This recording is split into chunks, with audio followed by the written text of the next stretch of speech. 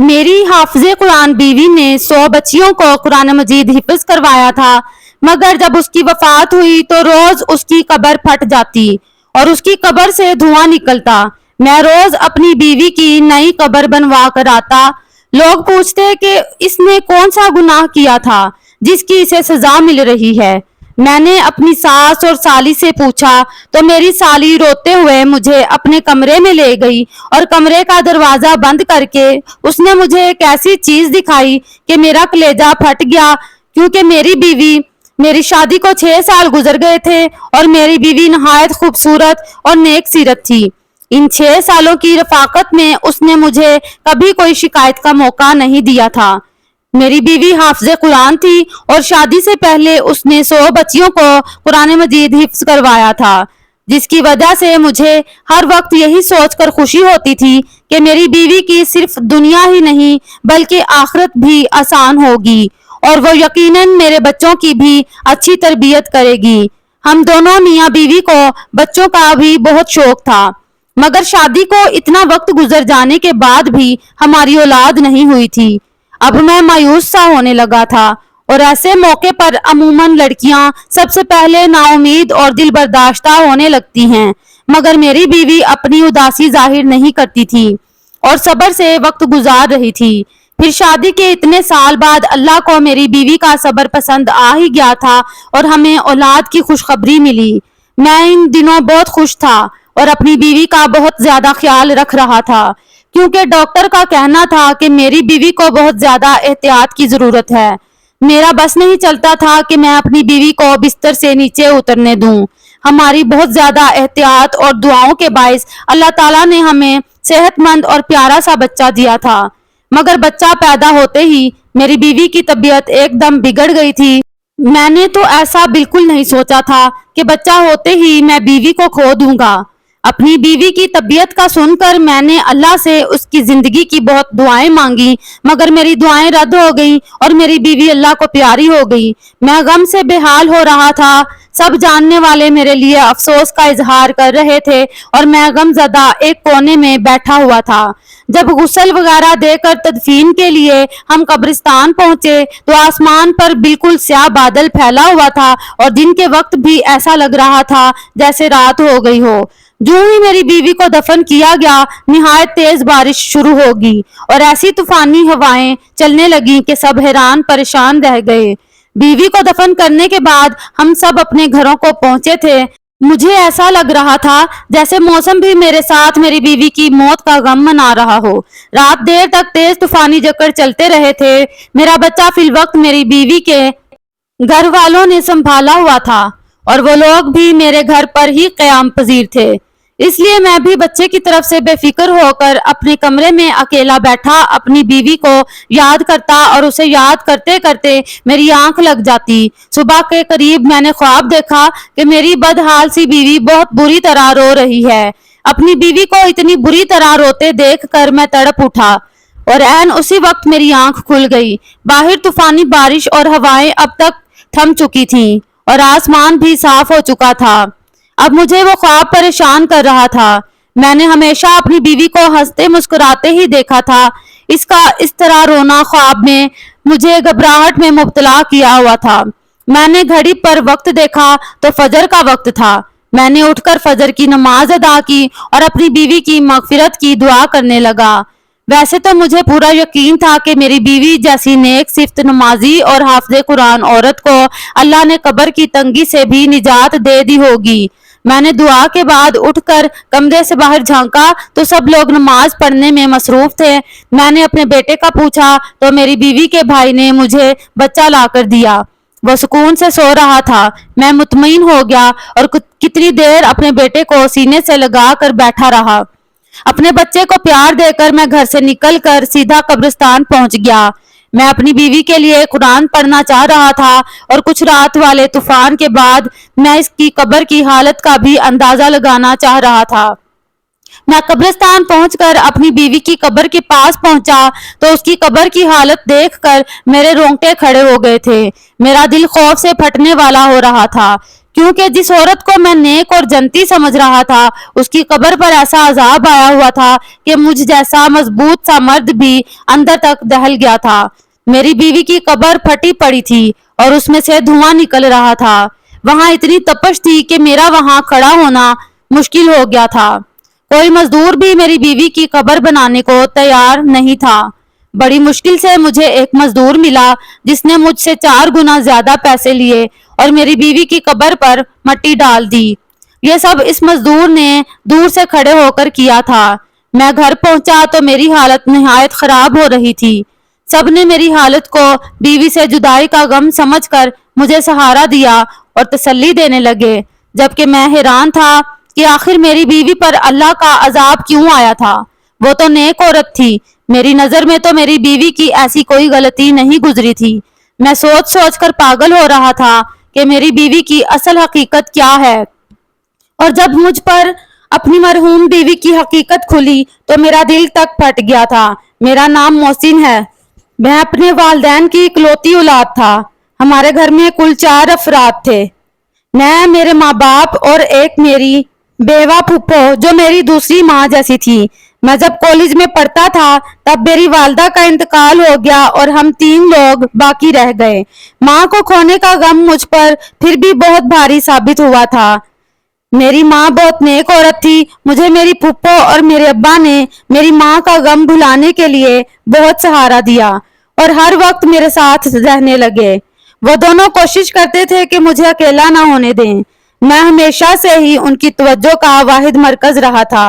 پھر میں بھی کچھ عرصہ بعد سنبھل گیا اور دوبارہ سے اپنی تعلیم کا سلسلہ شروع کر دیا۔ میں پڑھائی سے فارغ ہوا تو میرے ابا اور پھپھو کو میری شادی کا شوق ستانے لگا۔ میں نے حامی بھری تو زور و شور سے میرے لیے لڑکی تلاش کی جانے لگی۔ تب میری پھپھو کو اپنے مرحوم شوہر کے خاندان میں ایک لڑکی کا خیال آیا جس سے پھپھو کا اب بھی ملنا جلنا رہتا تھا۔ انہوں نے ہمیں بتایا کہ وہ لڑکی کم عمری سے ہی بہت سنجیدہ اور نیک تھی۔ اس کے والدین نہیں تھے اور وہ 2 بہنیں تھیں اور صرف ایک چھوٹا بھائی تھا۔ اس نے بہت بہادری سے حالات کا مقابلہ کیا تھا اور اپنے دونوں بہن بھائی کو اکیلے پالا تھا۔ حالانکہ وہ خود بھی بہت بڑی نہیں تھی، وہ نمازی اور حافظ قرآن تھی۔ گھر میں بچیوں کو قرآن مجید بھی پڑھاتی تھی اور اس کی دعا اور اس کے دیے ہوئے قرآنی تعویذات میں بہت اثر تھا، جس کی وجہ سے وہ تھوڑا بہت کما کر اپنا گھر چلا رہی تھی۔ میں نے یہ سب سنا تو بہت خوش ہوا۔ میں نے اسے دیکھے بنا ہی اس کے لیے حامی بھر لی اور پھپھو نے پہلی فرصت میں ہی اس کے خاندان کے بڑوں سے مشورہ کر کے میرا رشتہ اس لڑکی سے طے کر دیا اور جلد شادی بھی طے کر دی۔ میرا رشتہ طے ہوا تو میری بیوی نے یہی شرط رکھوائی کہ وہ بعد میں بھی اپنی بہن کی شادی ہونے تک اور بھائی کی تعلیم پوری ہونے تک ان دونوں کی مالی امداد کرتی رہے گی۔ مجھے اس بات سے کوئی اعتراض نہیں تھا، بلکہ میں نے سوچ لیا تھا کہ اگر مجھ سے بھی کوئی مدد ہو سکی تو کر دیا کروں گا۔ رشتہ طے ہونے کے بعد ہماری شادی کر دی گئی۔ میں نے اپنی بیوی کو دیکھا تو اس کا اسیر ہو گیا۔ وہ نہ صرف اچھی سیرت کی مالک تھی بلکہ بہت خوبصورت بھی تھی۔ اس کے ساتھ چند دن رہ کر ہی میں اس کے بہت قریب ہو گیا تھا۔ وہ ہمیشہ دوسروں کی مدد کو تیار رہتی تھی۔ میری بیوی عین میری پھپھو کی بتائی ہوئی باتوں جیسی ہی تھی۔ اس نے کبھی مجھے کوئی پریشانی نہیں دی تھی اور میرے آرام و سکون کا بھی خیال رکھتی تھی۔ ہمارے گھر میں خوشحالی اور سکون تھا، بس صرف اولاد کی کمی تھی جو مجھے محسوس تو بہت زیادہ ہوتی تھی، مگر اپنی بیوی کے صبر سے مجھے بہت سہارا ملا ہوا تھا۔ ہماری شادی کے تیسرے سال ہی میرے ابا وفات پا گئے۔ اپنے ابا کی وفات اور اپنی بے اولادی نے مجھے کچھ زیادہ بے سکون کر دیا تھا۔ میرے اندر صبر اور شکر ختم ہونے لگا تھا۔ ایسے میں میری بیوی تھی جو مجھے ہر وقت اللہ کی مہربانیاں اور نعمتیں یاد دلاتی تھی۔ وہ مجھے صبر کی تلقین کرتی رہتی تھی۔ میں حیران تھا کہ وہ ایک لڑکی ہو کر مجھے حوصلہ دیا کرتی تھی، حالانکہ ہمارے خاندان والوں نے ہمارا جینا مشکل کر رکھا تھا کہ ہماری اولاد کیوں نہیں ہو رہی، اور میری پھپھو تو اٹھتے بیٹھتے ٹھنڈی آہیں بھرنے لگتی تھی اور میری بیوی کو باتیں سنانے لگتی تھی، یوں جیسے یہ سب میری بیوی کے ہاتھ میں ہو۔ میں اپنی پھپھو کو سمجھا کر تھک چکا تھا، الٹا وہ ہم دونوں سے ہی لڑنے لگتی تھی کہ ہمیں علاج کروانا چاہیے تاکہ ہماری اولاد ہو سکے۔ اسی پریشانی میں وقت گزرتا چلا گیا۔ جب ہماری شادی کو 6 سال ہونے والے تھے تب ہمیں اولاد کی خوشخبری مل گئی۔ ہم تینوں جیسے پھر سے جی اٹھے تھے۔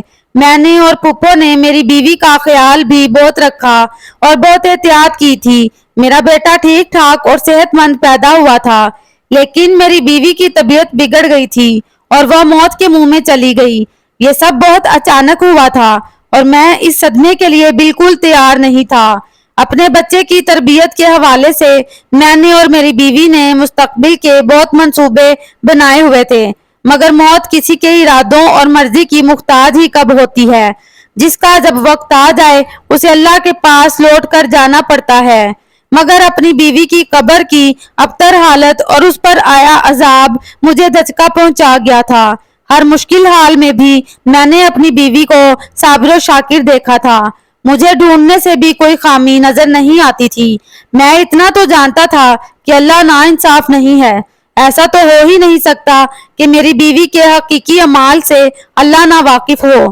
مجھے حیرت اور صدمہ تھا کہ میں اتنا عرصہ اپنی بیوی کے ساتھ رہ کر بھی اسے جان نہیں پایا تھا۔ مجھے دکھ یہ بھی تھا کہ اگر میری بیوی کوئی گناہ کر بھی رہی تھی تو کاش مجھے پہلے پتہ چل جاتا تاکہ میں اسے اس گناہ سے روک لیتا اور اس عذاب سے بچا لیتا۔ میں پچھتاوے میں مبتلا تھا۔ گھر میں ان دنوں کیا چل رہا تھا اور میرا بیٹا راتوں کے وقت کون سنبھال رہا تھا مجھے کچھ خبر نہیں تھی۔ میں بس اپنی مرحوم بیوی کے لیے بے چین رہتا تھا اور اللہ سے اس کی مغفرت کی دعا کرتا رہتا تھا۔ ایک روز پھپھو اچانک میرے پاس آئیں اور سنجیدگی سے بولی کہ انہیں مجھ سے ضروری بات کرنی ہے۔ میری پھپھو نے مجھ سے جو بات کی وہ مجھے ایک دم غصہ دلا گئی تھی۔ میری بیوی کو مرے ابھی بمشکل 20-21 روز ہوئے تھے کہ میری پھپھو میری دوسری شادی کرنا چاہ رہی تھی۔ میں پھپھو سے ناراض ہونے لگا کہ انہیں میری مرحوم بیوی کا احترام کرنا چاہیے تھا اور کم سے کم اتنی جلدی مجھ سے شادی کی بات نہیں کرنی چاہیے تھی۔ جبکہ میں ابھی صدمے میں تھا، پھپھو نے تحمل سے میری ناراضگی دیکھی اور پھر مجھ سے کہنے لگی کہ وہ بوڑھی ہو گئی ہیں، اس لیے مجھے یا میرے بیٹے کو نہیں سنبھال سکتی۔ انہیں بھی میری بیوی کی موت کا دکھ تھا۔ جب میں نے پھپھو کی ان باتوں کا کوئی بھی اثر نہ لیا تو پھپھو نے مجھ سے کہا کہ ٹھیک ہے، تم اپنا بیٹا خود سنبھالو یا پھر اپنا بیٹا اسی کو دے دو جو اسے دن رات ماں کی طرح سنبھال رہی ہے۔ میں پھپھو کی بات پر حیران ہوا تھا کہ میرا بیٹا کون سنبھال رہا تھا، کیونکہ میرے اندازے کے مطابق تو میرے بیٹے کو پھپھو ہی سنبھال سکتی تھی۔ مگر جب میں نے یہی سوال پھپھو سے کیا تو ان کے جواب نے مجھے بالکل لاجواب کر دیا تھا۔ پھپھو نے بتایا کہ میرا بیٹا اتنے روز سے میری مرحوم بیوی کی چھوٹی بہن سنبھال رہی تھی، پھر وہ چاہتی تھی کہ میں اپنی بیوی کی چھوٹی بہن سے نکاح کر لوں تاکہ میرے بیٹے کو ماں کا پیار ملتا رہے اور ہمارا گھر بھی سنبھلا رہے گا۔ میں پھپھو کی بات ماننے کو تیار نہیں ہو رہا تھا۔ میں اپنی بیوی کی جگہ کسی کو دینے کے لیے ابھی تیار نہیں تھا، مگر پھپھو کا دن بدن مجھ پر زور بڑھتا جا رہا تھا۔ وہ ہر دن مجھے میرا بیٹا دکھاتی تھی جو نہا دھو کر بالکل صاف ستھرا ہوتا تھا۔ پھپھو کی ضد تھی کہ میں بیٹے کی خاطر اپنی بیوی کی بہن سے نکاح کروں اور اسے ہمیشہ کے لیے اپنے گھر میں رکھ لوں۔ میں نے اپنے کام پر جانا شروع کر دیا تھا۔ میں سارا دن گھر سے باہر رہتا اور واپس آ کر خاموشی سے پھپھو کی ضد سنتا رہتا تھا۔ ایک روز پھپھو نے مجھے بتایا کہ میرا سالہ ملک سے باہر جا رہا ہے۔ میں چونک گیا۔ مجھے میری بیوی اپنی زندگی میں ہی بتا چکی تھی کہ اس کے بھائی کی تعلیم مکمل ہو چکی ہے اور وہ نوکری کے لیے ملک سے باہر جانا چاہتا ہے۔ میری بیوی کوشش میں تھی کہ اس کے بھائی کے باہر جانے سے پہلے اس کی بہن کی شادی ہو جائے تاکہ وہ بعد میں اکیلی نہ رہ جائے، مگر اسے کوئی مناسب رشتہ نہیں مل رہا تھا۔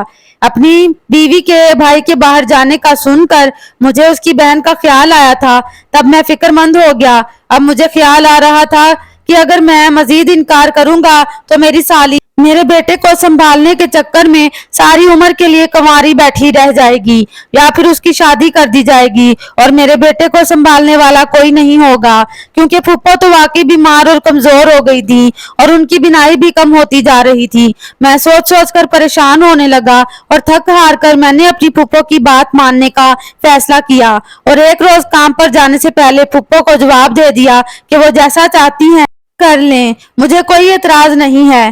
میرے جواب نے میری پھپھو کو یوں خوشی سے نہال کر دیا تھا، میرے جاتے ہی شاید انہوں نے پیچھے تمام تیاریاں شروع کر دی تھیں۔ میں جیسے ہی کام سے واپس آیا شام کے وقت تو یہ دیکھ کر حیران رہ گیا کہ پھپھو نے میرے نکاح کی ساری تیاریاں مکمل کر لی تھیں۔ میں تو ویسے بھی اس بات کے لیے خود کو راضی کر چکا تھا۔ تبھی میں خاموشی سے نکاح خواہ کے سامنے بیٹھ گیا اور اپنے بیٹے کی خاطر یہ نکاح کر لیا۔ نکاح کے بعد میں اداس تھا، اپنے کمرے میں بند ہو گیا تھا۔ مجھے پریشانی تھی کہ نہ جانے میری یہ دوسری بیوی اپنی بہن کی طرح سمجھدار اور خوش مزاج تھی یا نہیں، اور یہ بھی کہ نہ جانے وہ میرا گھر کیسے سنبھال پائے گی۔ مجھے نہیں لگتا تھا جیسے میرا دل اپنی پہلی بیوی سے مطمئن تھا ویسے دوسری بیوی سے بھی کبھی مطمئن ہو پاؤں گا۔ اس نکاح کے بعد بھی میرے وہی معمولات تھے۔ میں صبح سویرے کام پر چلا جاتا، شام کے وقت گھر لوٹتے ہی اپنے کمرے میں بند ہو جاتا تھا۔ میری دوسری بیوی نے خاموشی سے میرا ہر کام سنبھال لیا تھا۔ میرا کمرہ بھی اب بالکل صاف ستھرا رہنے لگا تھا۔ نہ چاہتے ہوئے بھی میرا دماغ اس بات کو سوچنے لگا تھا، اور عجیب بات تو یہ تھی کہ آج تک میں نے اپنی اس دوسری بیوی کو نہیں دیکھا تھا۔ میں نہیں جانتا تھا وہ کیسی لڑکی ہے، کیونکہ میری پہلی شادی پر بھی اس نے مجھ سے پردہ کیا تھا، کیونکہ میری بیوی دینی معاملات کی سب سمجھ رکھتی تھی، اس لیے اس نے اپنی بہن کا مجھ سے پردہ کروایا تھا، اور وہ پردہ آج اسی لڑکی سے نکاح ہو جانے کے بعد بھی قائم تھا۔ ایک روز میں کام سے جلدی واپس آیا تو اپنے کمرے میں اپنی دوسری بیوی کو دیکھ کر حیران رہ گیا۔ وہ اپنی بڑی بہن سے بھی زیادہ خوبصورت تھی، مگر ایسا نہیں تھا کہ میں حسن پرست تھا اور مجھے اس کا حسن متوجہ کر رہا تھا۔ مجھے جس بات نے اس کی طرف متوجہ کیا تھا وہ اس کے چہرے پر پھیلا سکون اور نرم تاثرات تھے۔ اسے دیکھ کر مجھے ایسا لگا تھا کہ جیسے وہ اپنی بہن کی موت سے بھی خوش اور مطمئن ہو۔ میں یہ بات سوچتے ہی عجیب کیفیت میں گر گیا تھا۔ میں نے اسے غصے سے دیکھتے ہوئے سوال کیا کہ وہ اتنی مطمئن کس بات پر ہے؟ میرا سوال یقیناً اس کے لیے عجیب اور غیر متوقع تھا۔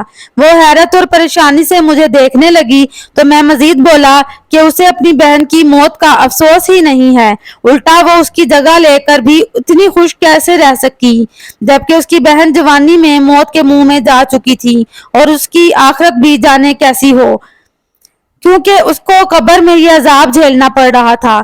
میں نے اپنی مرحوم بیوی کا یہ راز غصے میں سوچے بغیر اس کی بہن کے سامنے بول دیا تھا، مگر میری بات پر جب اس کے چہرے کے تاثرات بدلے تو مجھے اپنی غلطی کا احساس ہوا اور میں چپ سا ہو گیا۔ میری دوسری بیوی کچھ دیر صدمے سے مجھے دیکھتی رہی اور پھر بری طرح رو پڑی۔ میں اسے روتا دیکھ کر بوکھلا گیا تھا۔ روتے روتے وہ ایسی بات بولنے لگی جس نے مجھے ساکت کر دیا تھا۔ وہ بار بار کہہ رہی تھی کہ مجھے یہی خوف تھا کہ بڑی باجی سے اللہ ناراض نہ ہو جائے اور اسے سخت عذاب دے گا، مگر وہ میری سنتی ہی نہیں تھی۔ میں اپنی بیوی کے الفاظ پر دنگ رہ گیا تھا۔ یعنی میری مرحوم بیوی کچھ ایسا کرتی تھی جس سے اس کی بہن بھی واقف تھی اور اسے روکتی تھی۔ جب میں نے اپنی بیوی سے تفصیل پوچھی تو وہ گڑبڑا گئی اور بات بدلنے کی کوشش کرنے لگی، مگر میں نے جب سچ جاننے کے لیے التجا کی تو اس نے مجھے اپنی بڑی بہن کی اصلیت بتائی، جسے سن کر میرے ہوش اڑ گئے تھے۔ اس نے بتایا کہ میری بہن واقعی نیک لڑکی تھی اور حافظ قرآن ہونے کی وجہ سے ہر وقت قرآن کی تلاوت کرتی رہتی تھی۔ ایک روز ہمارے محلے میں کسی بچے کو تکلیف ہوئی تو اس کی ماں کی پریشانی پر میری بہن نے یوں ہی کچھ آیات پڑھ کر اس بچے پر پھونک دی، جسے اس بچے کو آرام آ گیا۔ اس واقعے کے بعد میری بہن مشہور ہو گئی کہ وہ نیک بی بی ہے جس کے پاس بیماری اور تکلیف کی شفا ہے۔ اس کے بعد تو طرح طرح کے لوگ ہمارے گھر آنے لگے اور میری بہن تعویذ کے نام پر قرآن کی آیات لکھ کر دے دیتی تھی۔ وہ لوگ چند روپے دے کر چلے جاتے اور ہمارا گزر بسر ہونے لگا تھا، مگر مشکل حالات کے لیے ہمارے پاس کچھ نہیں تھا۔ اچانک ہمارے بھائی کا ایک گردہ فیل ہو گیا۔ وہ اسپتال میں زندگی اور موت کی کشمکش میں تھا اور ہمارے پاس اس کے علاج کی رقم نہیں تھی۔ ہم بہت پریشان تھے۔ انہی دنوں ایک مرد میری بہن کے پاس آیا، اسے بولا کہ وہ کسی لڑکی سے شادی کرنا چاہتا ہے، مگر وہ لڑکی شادی شدہ ہے۔ وہ چاہتا تھا میری بہن ایسا تعویذ دے کہ لڑکی کی طلاق ہو جائے اور وہ اسے پا لے۔ میری بہن نے انکار کر دیا کیونکہ یہ گناہ کا کام تھا، مگر جب اس مرد نے 1.5 لاکھ روپے دینے کا کہا تو میری بہن نے بھائی کو بچانے کے لیے نہ جانے کاغذ پر ایسا کیا لکھا کہ اس مرد کی خواہش پوری ہو گئی اور ہمارے بھائی کا آسانی سے علاج ہو گیا۔ پھر تو ہر آئے روز ایسے ہی لوگ آنے لگے جو ناجائز مطالبے کے لیے تعویذ بنواتے اور ڈھیروں پیسہ پکڑا کر چلے جاتے۔ ایک روز میں نے چھپ کر اپنی بہن کو وہ تعویذ بناتے دیکھا تو میرے سر پر آسمان گر پڑا، کیونکہ میری بہن کاغذ پر قرآن الٹا لکھ رہی تھی اور یہ کالا علم تھا۔ میں دکھ سے پاگل ہوتی بہن کو روکنے لگی، اسے سمجھانے لگی کہ وہ توبہ کر لے۔ وہ بولی کہ اگر میں ایسا نہ کرتی تو ہمارا بھائی کب کا مر جاتا۔